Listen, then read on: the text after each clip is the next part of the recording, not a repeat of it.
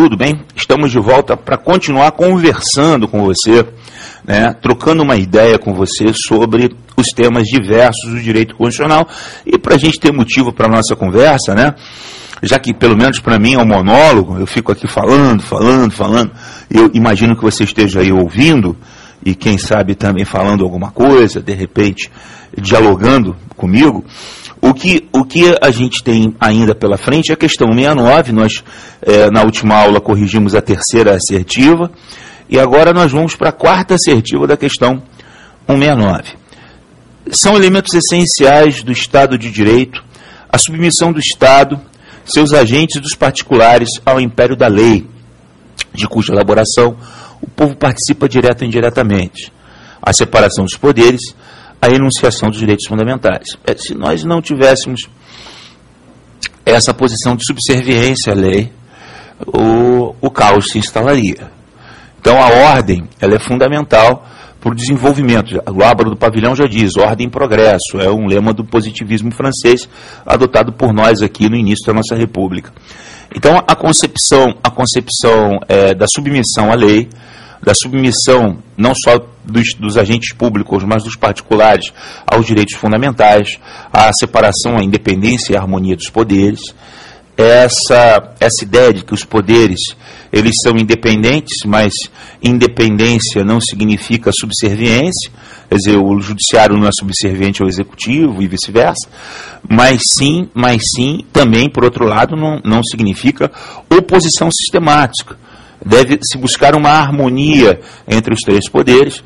Essa concepção ela é absolutamente correta. Realmente há uma submissão à lei, à separação dos poderes, aos direitos fundamentais previstos na Constituição. Portanto, a quarta assertiva é verídica. Quinta assertiva. Segundo o entendimento majoritário do Supremo Tribunal Federal, é possível a aplicação por analogia de um dispositivo constitucional integrante denominado sistema de freios e contrapesos, quando o objetivo pretendido visa a defesa da ordem constitucional. É o tipo da assertiva mal construída, né? A gente aqui tem que fazer uma crítica a essa assertiva. Certamente o examinador, ele retirou esse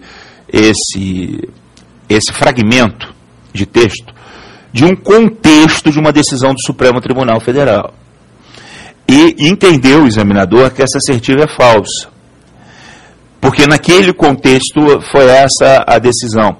Mas esse fragmento fora do contexto do acórdão, da onde ele foi retirado, e por mais que eu tenha pesquisado, eu não achei essa fonte, mas com certeza isso aqui só pode ser ou o fragmento de um acórdão, ou a literalidade de algum livro, de algum autor de direito constitucional, essa assertiva ela não faz sentido. Não faz sentido que se afirme que ela é falsa ou que é verdadeira. Então, é o tipo de assertiva que o candidato, ele por mais que ele tenha estudado, o que eu quero dizer é isso, como ela foi mal construída, como ela está fora de um contexto, o examinador não teve o cuidado de contextualizá-la, ela pode ser tanto falsa quanto verdadeira, dependendo de como você aplica. Agora, vamos ver se essa última assertiva ela é essencial para eu acertar a questão. Eu tenho a primeira verdadeira, a segunda falsa, a terceira e a quarta verdadeiras. Então, a primeira é verdadeira, a segunda falsa, verdadeira. Eu sabendo as quatro primeiras assertivas, eu não dependo da quinta para acertar. Só pode ser a letra B de bola.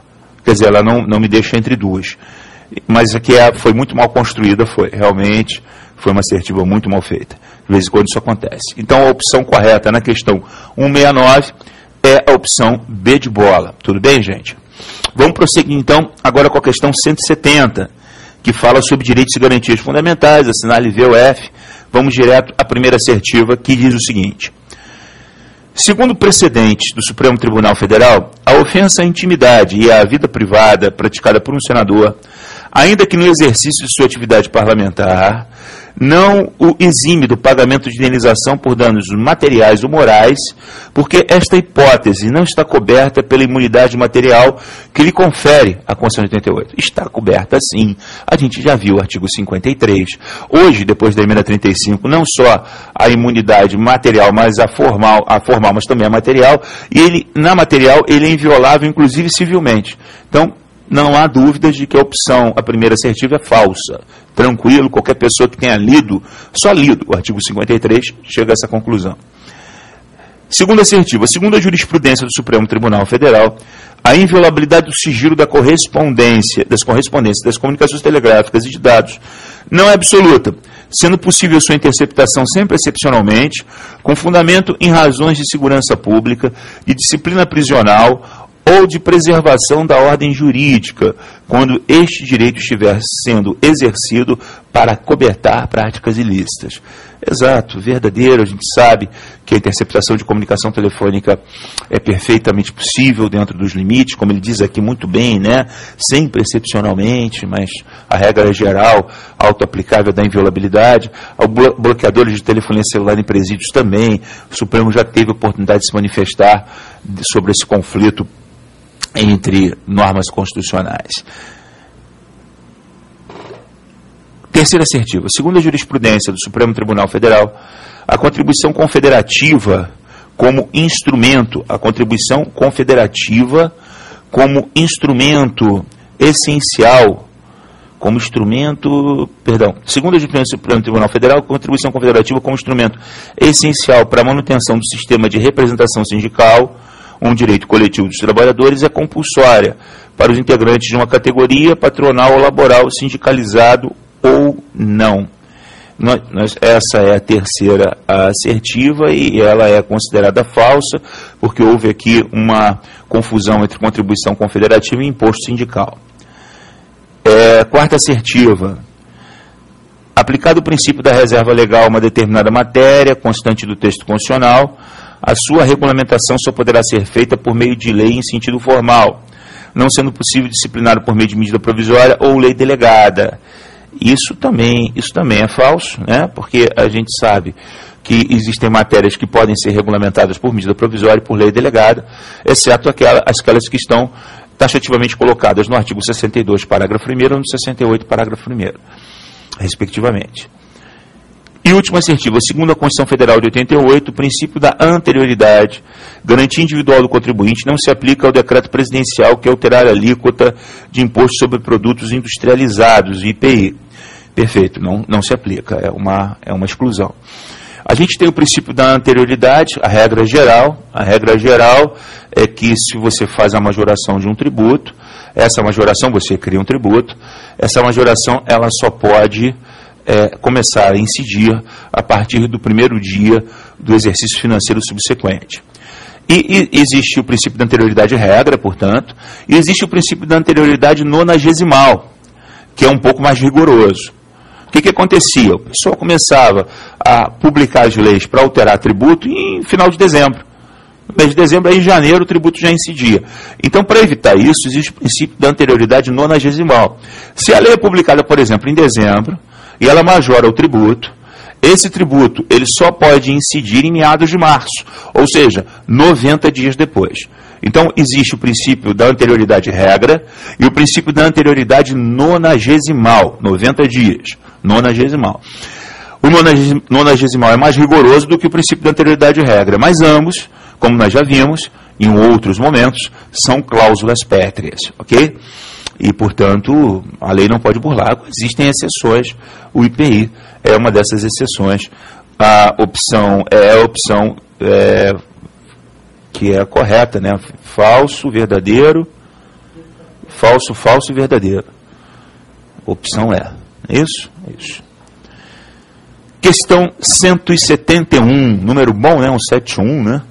Pois é, mas a gente tem preconceito contra o número. Vamos ver se a questão é 171 também, né? Hoje eu estou tão engraçadinho.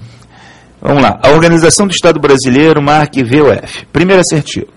Segundo a Constituição Federal de 88, a criação de um território a partir do desmembramento de parte do território de um Estado far-se-á por lei complementar, aprovada no Congresso Nacional, após a aprovação da criação do território em plebiscito do qual participa apenas a população diretamente interessada, sendo obrigatória ainda a anuência da Assembleia Legislativa do Estado. É uma questão que ela disseca, né, o artigo 18, parágrafo 2º.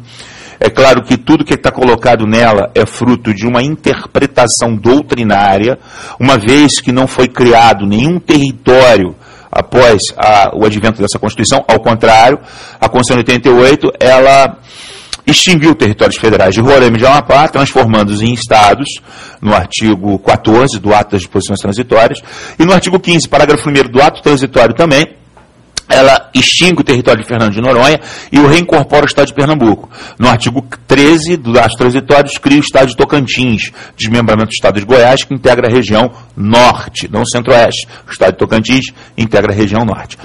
Capital Palmas, já disse isso aqui. Então, eu tenho aqui uma, digamos assim, um estudo doutrinário sobre a criação de territórios. Tudo que está aqui, a doutrina concorda de forma uníssona, embora em tese, como eu disse, ainda não há concretização desses requisitos. Portanto, essa primeira assertiva é verdadeira. Se você não sabia, ficou sabendo agora. Segundo assertivo, o subsídio de vereadores será fixado para a legislatura seguinte por lei de iniciativa da Câmara de Vereadores, sendo seu limite máximo estabelecido no texto constitucional, sob a forma de um percentual definido com base no número de habitantes do município, a ser aplicado sobre o subsídio do deputado estadual, um percentual sobre o subsídio do deputado estadual. A gente teve muito trabalho para entender isso, quando nós estudamos o artigo 29 e 29A, inclusive com as modificações constitucionais mais recentes. Mas eu acho que a gente entendeu. Se não entendeu, você revê aquela aula, porque não dá para parar aqui e botar slide para explicar quais são os percentuais. Mas está tudo lá na aula, está tudo no livro também. Então, verdadeiro. Terceira assertiva. Nos termos da Constituição de 88, integram um sistema de controle interno do Distrito Federal, o controle interno dos poderes legislativo, executivo e judiciário. Não, quem mantém esse controle é a União, isso aí está falso. E, até porque o judiciário é mantido pela União, né, a gente sabe. A outra assertiva traz assim: a decretação de intervenção da União nos Estados, em razão de impedimento ao livre exercício do Poder Judiciário Estadual, dar-se-á por requisição do Supremo, provocada por pedido do presidente do Tribunal de Justiça. Nessa hipótese, a decretação de intervenção é obrigatória, não sendo mais um ato discricionário do presidente da República, é uma exceção, né? Isso é verdadeiro, como a gente viu quando falou de intervenção. E a última, segundo a Constituição de 88, o servidor público estável só perderá o cargo em virtude de sentença judicial transitada em julgado, mediante processo administrativo em que seja assegurada ampla defesa, mediante procedimento de avaliação periódica de desempenho, na forma de lei complementar, assegurada ampla defesa. Está correto? Está correto, inclusive faltou aqui restrição orçamentária, mas isso não invalida a opção. Então temos verdadeiro, verdadeiro, falso, verdadeiro, verdadeiro, opção letra C. Ok, gente? A gente retoma na próxima aula com a correção da questão 172, que vai dar pano para as mangas. Um abração, até lá.